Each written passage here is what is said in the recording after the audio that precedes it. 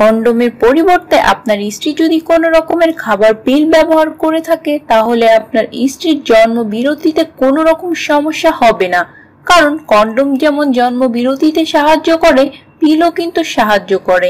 তবে অনেকে অভিযোগ করে থাকে কন্ডোম ব্যবহার করলে যৌন মিলনে ঠিকমতো মজা পায় না বা আনন্দ পায় না।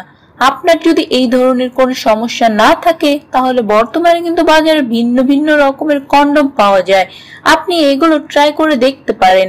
বাজারে এই স্বাভাবিক কন্ডোমের পাশাপাশি এখন কিন্তু ডটেড কন্ডোমও পাওয়া যায়, আর এই ডটেড কন্ডোম ব্যবহার করলে আপনার পাশাপাশি আপনার সঙ্গীও অনেক মজা পাবে। আপনি এই ডটেড কন্ডোম ট্রাই করে দেখতে পারেন। এসএমসি কোম্পানির একটা ইউএনটি কন্ডোম রয়েছে, আপনি কিন্তু এই কন্ডোমটিও ব্যবহার করে দেখতে পারেন।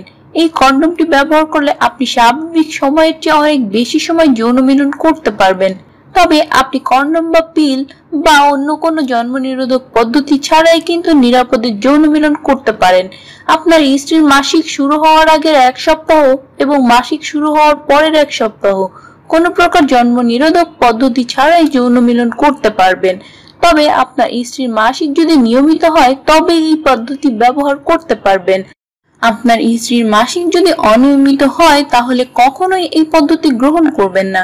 সেক্ষেত্রে আপনি কন্ডোম বা খাবারের পিল যে কোনো একটা জন্ম নিরোধক পদ্ধতি ব্যবহার করতে পারেন। আশা করি বিষয়টি বুঝতে পেরেছেন। আজ অবশ্যই আমার চ্যানেলটি সাবস্ক্রাইব করবেন এবং যারা আগেই করেছেন তাদেরকে অনেক অনেক ধন্যবাদ। আমার এই ভিডিওটি যদি আপনাদের ভালো লেগে থাকে তাহলে লাইক, কমেন্টস এবং শেয়ার করুন। দেখা হবে নতুন কোনো ভিডিওতে। সেই পর্যন্ত সবাই ভালো থাকুন, সুস্থ থাকুন। ধন্যবাদ।